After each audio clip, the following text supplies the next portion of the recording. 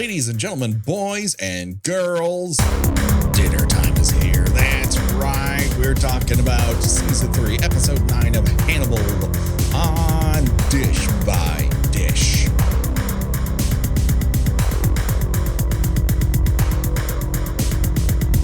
Well, greetings and salutations, Internet. It is your old pal, Patrick Hamilton, coming to you once again from the Baltimore Institute for the Criminally Insane. This is the Dish by Dish podcast, an offshoot of Kill by Kill, where we watch an episode of Hannibal and then we talk about it. And of course, there's only one person I trust, that if I have to slip you a file, I will make sure that it doesn't have paper clips or anything you can use as a weapon. The one and the only Gina Radcliffe. How are you doing today, Gina? Oh, good, but you got to hand it to me in a cake. Everybody knows this. Well, I hand files to you in a cake. I hand you murder photographs. Oh, that kind of file. Okay. Well, I mean, Yes. I suppose you could bake that into a cake. It has to be smooth paper. If I'm remembering the instructions from Manhunter correctly. And speaking of remembering things correctly, this is an episode in particular that is treading a lot of territory that we have seen in previous adaptations, almost ripped from the book itself. We get the full confrontation of Will talking to Hannibal again for the first time. We get a lot of dialogue that is lifted from various places in between Alana and Hannibal and Jack and Hannibal. And we also meet Francis's girlfriend, Reba, here played by Rutina Wesley of True Blood, if I'm remembering correctly. Yeah. She suffered a lot in that show. Did you watch? I didn't watch it. I was aware, just by friends who had watched it, a lot of what happened in it, but I think I have an idea what her character went through. It's not as much like she just she was put in an awkward position of being the friend who puts her foot down a lot about, you don't do this. You don't have a vampire for a boyfriend. You certainly don't have 2 vampires for a boyfriend.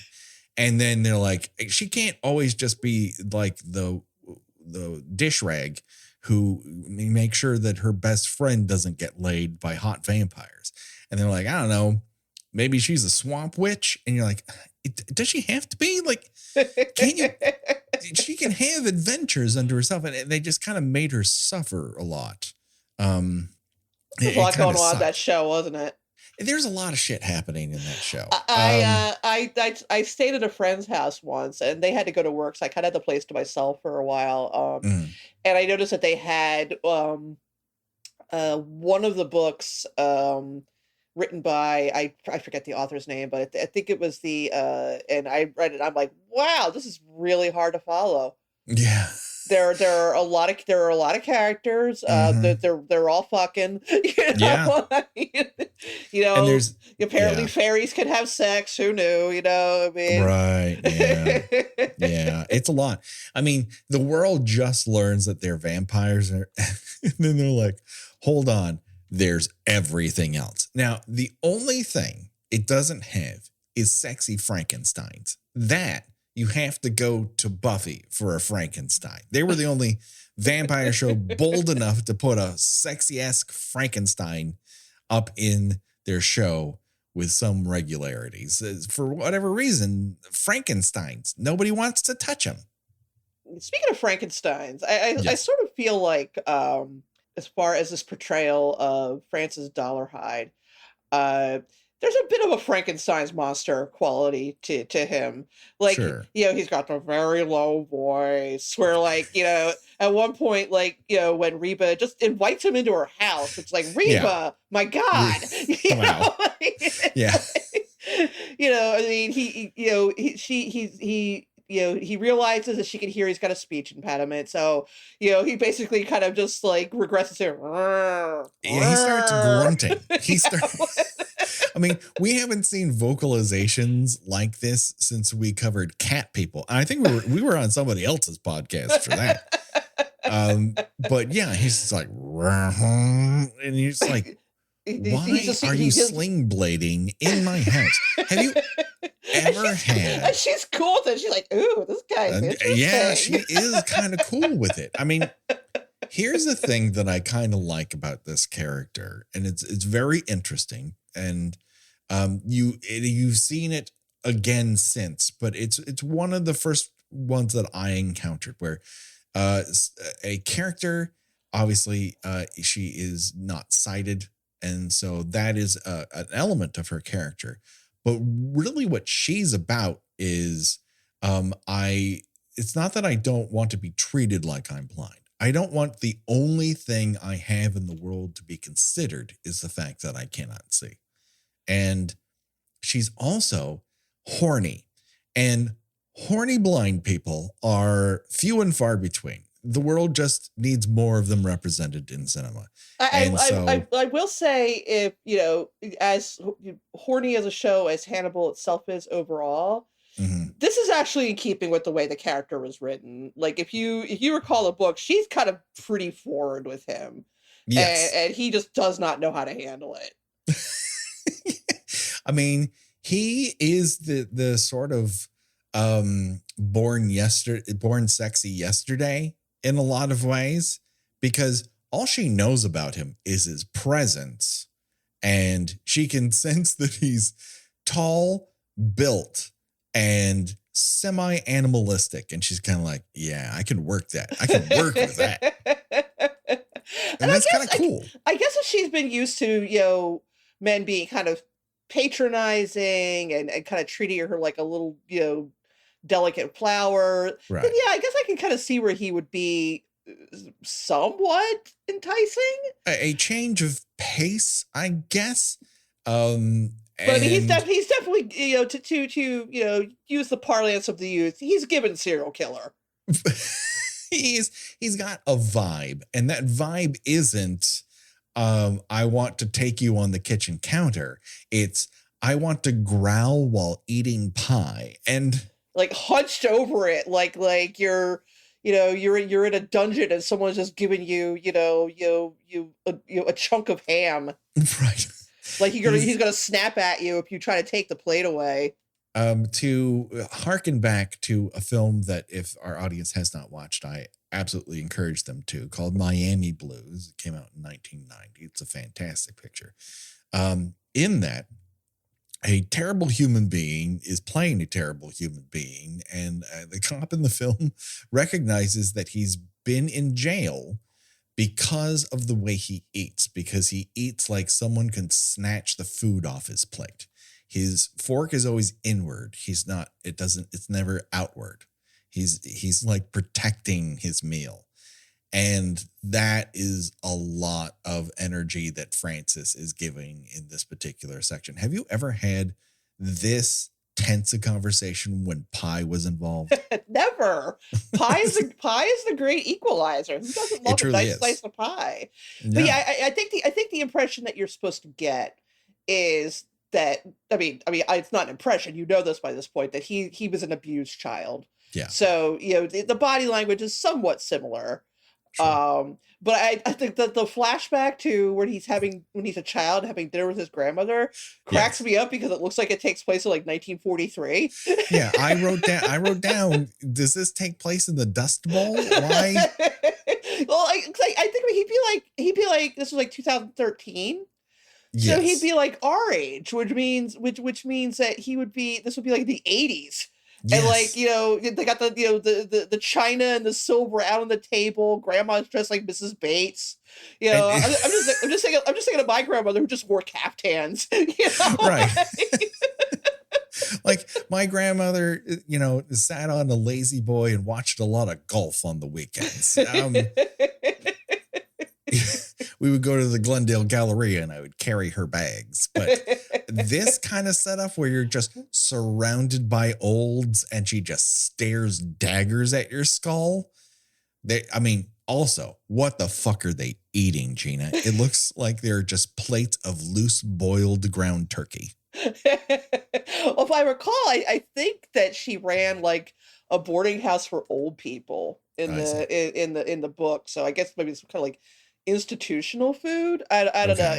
It's interesting how you don't use the word cherry picked because that makes it sound like I'm denigrating. I'm really not, but like certain aspects of the book. Now, in the book, it would have been in the 1940s because sure, yeah. Francis Dolarhyde was supposed to be in his 40s, but the book was in the 80s. Yes. So that flashback setting would have been correct. So, but for whatever reason, the screenwriter's like, well, let's just leave it. It's like, okay, is he like 75? Because he looks really good for 75. No, he's very well preserved for 75. I mean, good for him. Of course, like what would possibly age him outside of his ink and just reaching back for the giant dragon growing out of his back. The question I wrote down, and it is legitimate, because he seems to grow a fantasy tail at one point. Does he qualify as a furry? I'm not sure. I was going to say, I think he's actually, I believe that would actually make him an otherkin. Oh, okay. Well, because I think otherkins are people who believe themselves to be fairy tale creatures. Oh, okay. I have spent a lot of time on the internet. God bless you for that. You're saving me a lot of trouble and questions from my wife asking, what the fuck are you looking up on the internet? So I thank you. Just spicing things up, baby. Tonight we're introducing dragon play to our lovemaking. I gotta breathe hot fire. I'd like to make love on a pile of gold. Now you can't touch it.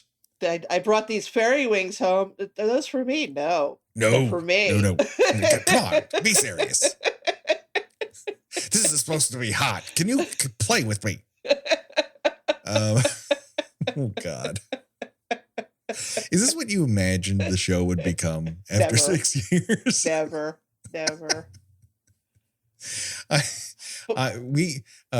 We're having a guest coming up who happened to be in one of the films that we're covering.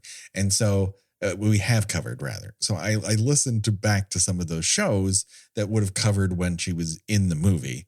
And I had forgotten all about us talking about what Jason Voorhees would be like if he was in a YMCA children's swimming class. We do have some good bits. We really do. I'm like, man, that was a hell of a show. I hope we're still that good. Maybe we're better.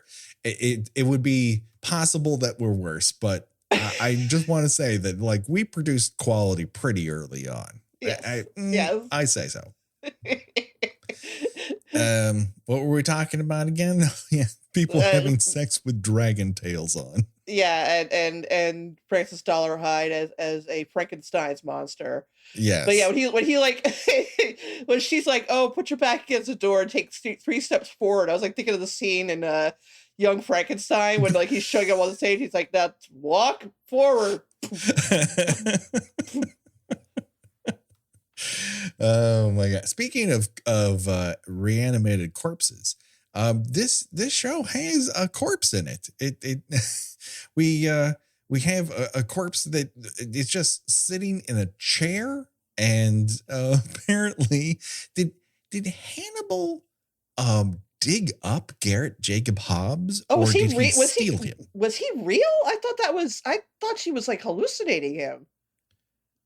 Well, that also could be. It's very hard because to tell. She cuts his, although she does cut his throat, and for a second I was like, "Is that iced tea pouring?"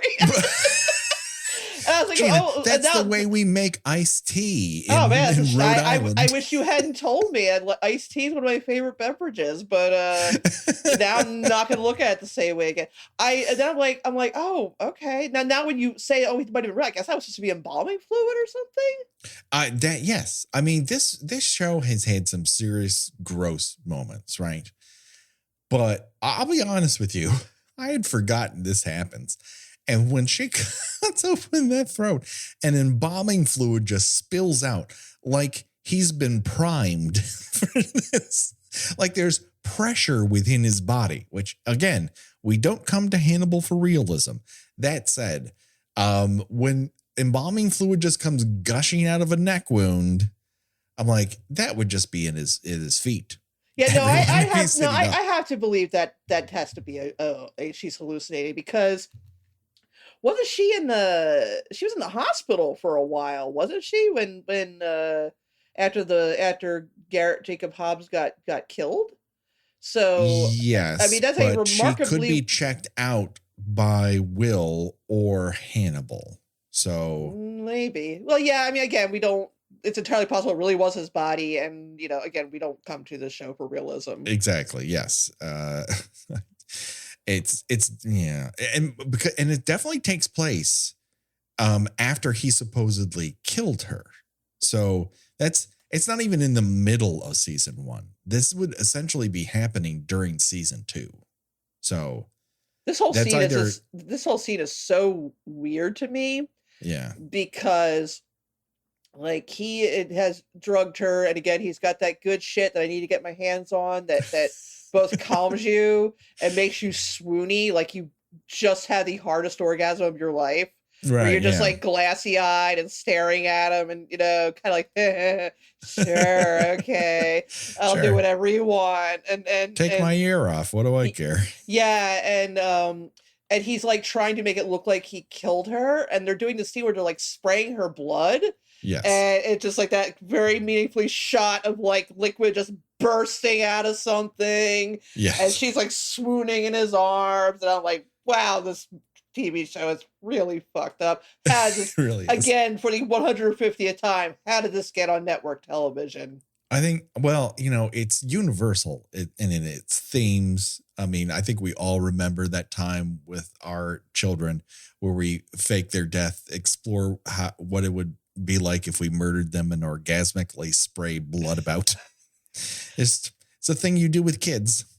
Well, it's another moment where Hannibal yet again proves that someone who would normally not ever confess to such a thing, confesses their capacity for murder, where Abigail, that she actually did kind of like, had going around dad and finding young girls to murder. Yeah. And, because that seems to be the entire point of this show, is that every single person has the capacity to do hideous things to other people. Yes.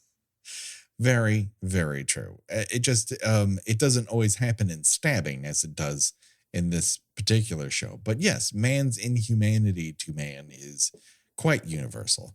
So are the twisted relations we have with family. And of all the elements that never really get explored in film versions of Red Dragon, now when you spread this out a little bit more and give it a little bit more room to play, we do start to see themes that can only be done on Hannibal that you wouldn't be able to do otherwise. And that is a comparison to Francis's need to create new family with the families that have been created within the world of Hannibal.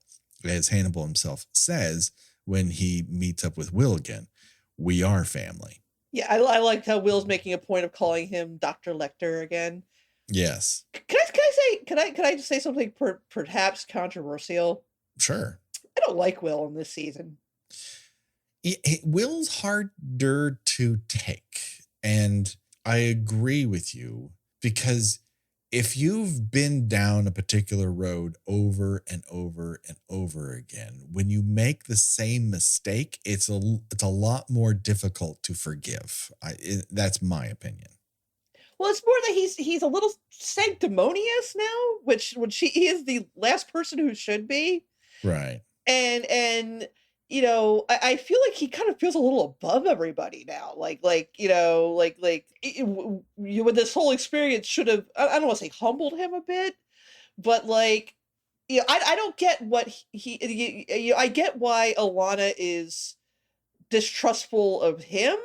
Yes. I don't get why he sort of acts like, well, this is your fault too.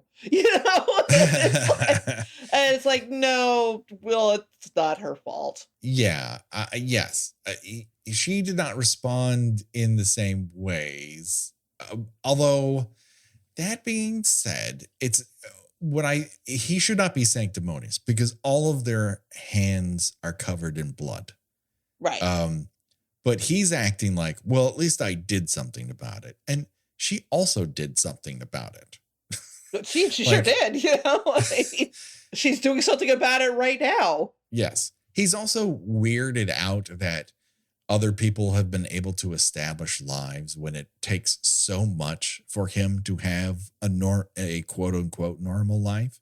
You know, I can't say that Alana's life is necessarily normal, but she has found a way to quite literally make the best of things. And I think he holds that against her in particular. And I don't know if that's because previously they were romantically entwined. The fact that both of them are romantically inclined to certain degrees with Hannibal, that she is now in a lesbian relationship. And he just kind of like, he's snarky about it. It's not a good look for him. No, like it's like he's sort of directing his bitterness at the wrong people. And she qualifies exactly what she's doing there, quite plainly. There are 5 doors between Hannibal and the outside world, and I have all the keys. She feels that she is the best person to make sure he never sees daylight again. And you can honestly say, I think she's earned a lot of those rights, given what she's suffered at the hands of one Hannibal Lecter. Right, exactly. Someone who hasn't suffered a lot at the hands of Hannibal Lecter would be the one and only Freddie Lounds, who makes her first appearance back on the show dressed like she's in the Greased Lightning sequence of Grease. Apparently, in 2013, murderstab.gov is a newspaper form. Yes, it finally made a transition.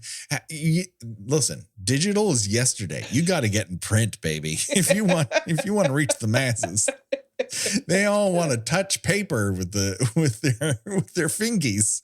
You know, on your phone, gross. Oh man. Again, it is perfectly, why can't he just be scrolling it on his phone? Why does it have to be a legitimate piece of paper? Like, it is one thing in 1983 for there to be a tabloid full of murder, but in 2013 to be a tabloid full of murder, I don't know. It's fine for it to be online. It is. Yeah, I mean, Francis isn't like, a helpless Luddite. I'm sure he can operate a computer. Yes. He might not have one at home, but he must have a phone. Just to all of a sudden make it a print edition seems like a wild swing. But again, we do not come to Hannibal for reality. That's not what we get out of it. Here's where I'm going to start to nerd out. And I apologize to our audience, but occasionally I notice things and I just have to talk about them. Hannibal as a series has usually been very rooted in Art Deco and arts and crafts architecture, right? It has been either plainly rooted in sort of prairie time ranch houses or in older cityscapes, and the time in Florence notwithstanding. But the Buffalo Murder House is decidedly mid-century modern. It's literally out of the school of Taliesin and Frank Lloyd Wright. And then when we go to Reba's house, she is also in a mid-mod A-frame with exposed brick. Is this a fucking thing, or am I a nerd? I think you might be a nerd. Oh, well, okay. It was fun while it lasted, everybody. I've outed myself as a mid-century modern nerd. Although I don't really know architecture, so it's entirely possible you are you picked up the thread on something and I just didn't, because I don't know these things. It's a weird change of pace. The only other time we've even smelled modern that I can really think of is if you go back to where Hannibal was having all of his therapy lessons and therapy sessions in season 2 with Dr. Bedelia. Her house was more modern than I would say mid-century. It has a lot of window space and open, and obviously a very open living room. But this is a choice. It's a distinct choice. And I feel like it has to fucking mean something. I just haven't decided what that exactly means. Let it mean whatever you want. Sure. This episode is distinctly murder-free. I mean, we're revisiting the same murders over and over and over again, but no one new actually ends up dying.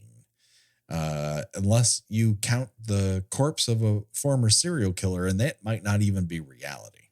Yeah, no, yeah, this is you're not coming to this episode for action and over the top set pieces or anything. You are, it's largely, to get more backstory on Hannibal's sort of paternal serial killer training school relationship with Abigail, and to introduce Reba as a character. Yeah, where it's a lot of setup, right? Yeah. And it's a vibe, right? It doesn't really let you down in the vibe department, but it is a lot of laying road work for plot down the line, I suppose. The only other thing I will say is I am making a request for the fictional character of Molly to be my friend. I have some very nice friends, but Molly may be the too perfect for this world sort of friend who isn't super annoying, and I would just like to have her leap out of this show and just call me every once in a while and say I'm an okay person. Yeah, she may be a little bit better than Will deserves at this point. She is. It ends probably, why they've linked up. They both love a stray, and he's certainly the prime example of one. So there's that. But it just, I could hear her phone conversation on a loop. But it also reminds me of having a partner in this life. And I feel this way very much. Obviously with you, everyone gets to hear us talk, and no one really gets to hear Becky and I talk, but it's that thing where you can just have wonderful conversations about nothing and everything all at the same time. Yeah. And everyone deserves that. Including how big a dog's balls are. Truly. I can say that I have not on purpose retracted my balls to my knowledge. Can you do that? Do you have to tug on your earlobes or something for that? How does that work? Yes. Yeah, you have to pull on your hair like Remy the rat in Ratatouille. Yeah, I'm not really because sure I know with women there's a tiny a crank under her arms that sure. you kind of turn counterclockwise to sort of pull them in, mm-hmm. and then you hit a switch and they come back out. I mean, so it's convenient that way. I wish I could hit a switch. That sounds like a real advantage. No, I'm not a fan of my balls, to be honest with you. Get in the way. They're in the way. I've also reached an age where occasionally I will wake up and have to yank because I've now sleeping on them. What was the sitcom where the guy sat on his balls and they had to shut down production? You haven't done a Mr. Belvedere yet, have you? No, not yet, but we're close. There's a gif that I love of a guy. He looks like he's sitting on some kind of panel or something, and he definitely shifts around, just sits right on the boys. Yeah, you can see him like a little ow jumping. It's fucking useless, honestly. Truly. What a pain in the ass. Yeah, you can't wear your cat suit because everything's just right there for everybody to see. Yeah, no, they fucking suck. I'm sure some people enjoy them, and God bless you, but I can't say that I'm a fan. The only other thing of note that happens in this particular episode that I definitely wanted to mention is we have the triumphant return of Wet Dream Will. We finally get a wet Will back. Covered in sweat scene and covered in blood. And covered in blood. We love to see Will wet. We like him moist, glistening. Just head to toe in fluids. Josh Hollis does all of our artwork, and our music is by Revenge Body. Go to Revenge Body Memphis at bandcamp.com for this remix and all our other themes. And we're so thankful for them to contributing to the success of this program. Rate and review us on your podcatcher of choice. We haven't had a new one in a little bit, and it does help us be seen and heard by more people. I know everyone asks you, but they don't ask you like I do, right? From the bottom of my heart, I need this from you. If you're just listening to Dish by Dish, and I know there's some people who listen to Dish by Dish more than others, rate and review us if you haven't already. And if you have, see if you can do it again. I'm not going to tell. Gina, where can people find you on these here internets? I write about television and movies at thespool.net. Some reviews that I will have up by the time this goes live is they/them. Orphan, the Rise of What's Her Face, whatever the hell it's called. Orphan First Kill, I believe. Yes. Yes. And what was the other movie? Those are the two big ones that I'll be covering in August. I am working on a little side project with Joe Lipsett and Jen Adams called White Ladies in Crisis. We just currently started a run on the Hulu miniseries Candy, so you can look for that. And I am on Twitter under Gina Does Things. Do it today, people. Check it out. Find us on our socials. You know how to do things. Buy a t-shirt on TeePublic. We'd love for that to happen. We have sales all the time, twice a month. So check it out. That just about does it. Find us on our Patreon. We've got a listener request this month where we're talking about Barb and Star Go to Vista Del Mar.